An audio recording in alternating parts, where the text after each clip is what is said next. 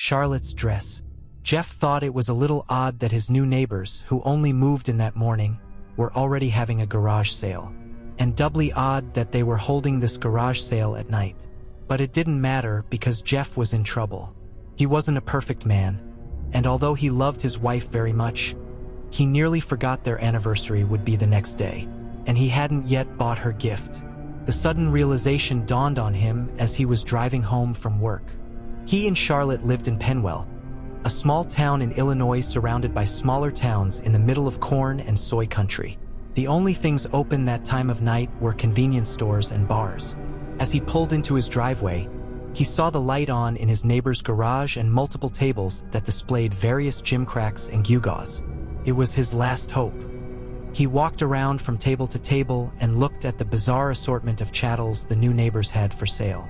There was an ugly skeletal doll, carved from wood. It had an oversized head, protuberant eyes, and a grimace with pointed needle-like teeth. In its minuscule hands, it held a tiny little spear. Not in my house, Jeff thought to himself with a shiver.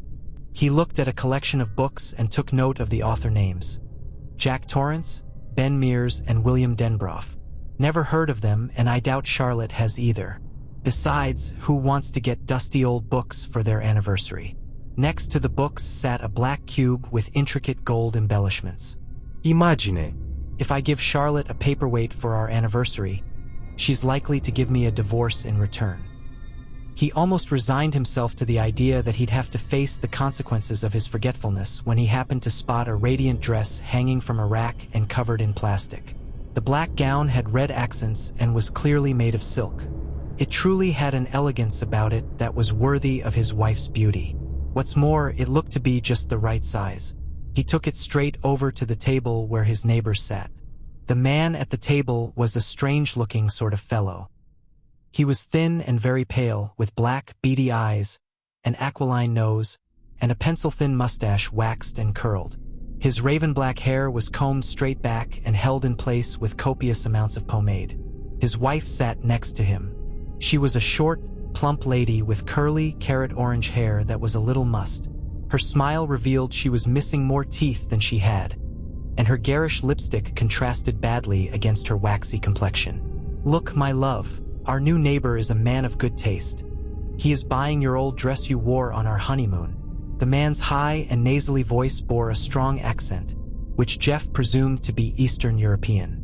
"Oh yes, but I had much different figure back then," his wife said with a chuckle and a husky voice.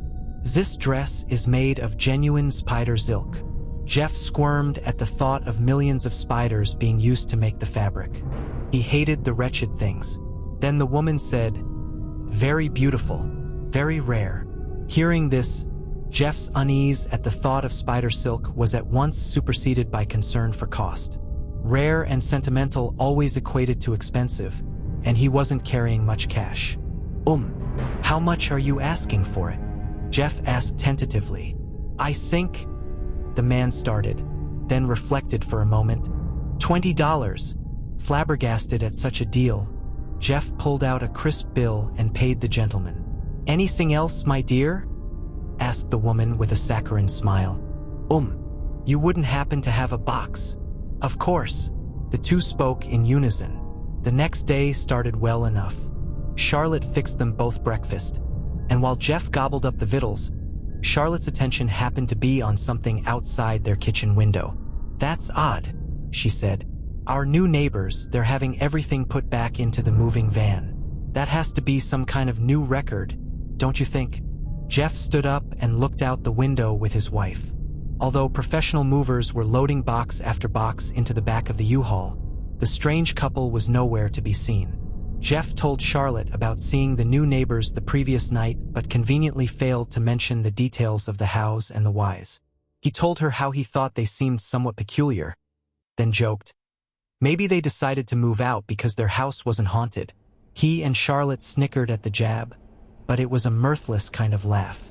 Charlotte turned her attention to doing the dishes, and Jeff helped dry them.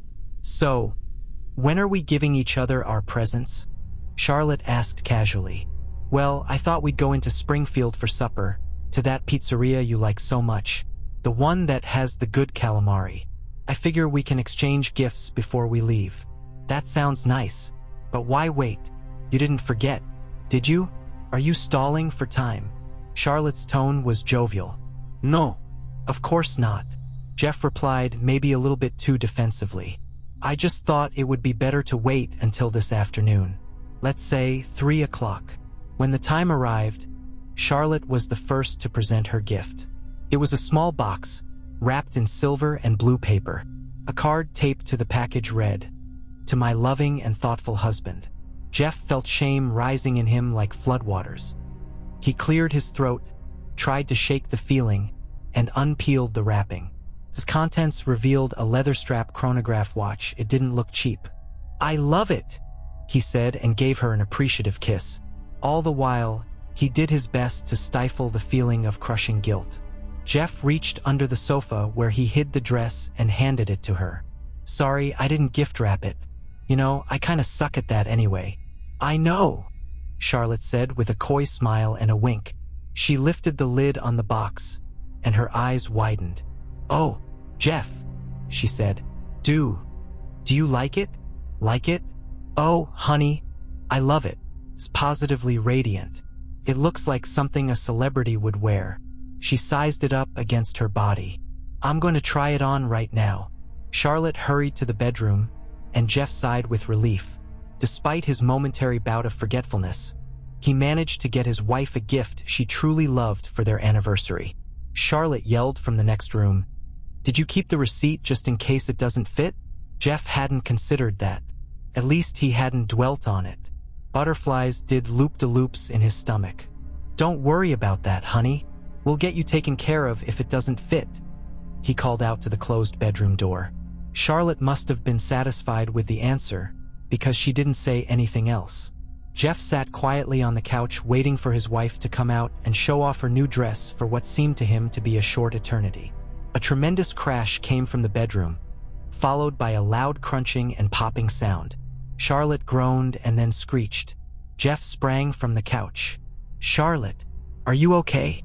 But Charlotte gave no reply.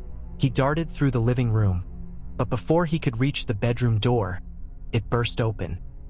He heard his wife's voice from within their bedroom, although it had a strange quality, a kind of warbling, tinny resonance about it.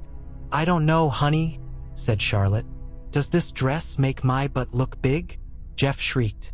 The thing he saw still had his wife's face, but the rest of her body, its body, was that of a gigantic spider.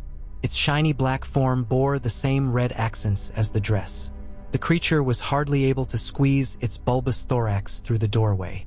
The doorframe splintered and split as it pushed its way through toward Jeff. His legs faltered, and he collapsed into unconsciousness. Charlotte wasn't interested in going to the pizzeria anymore. Instead, she'd be dining in.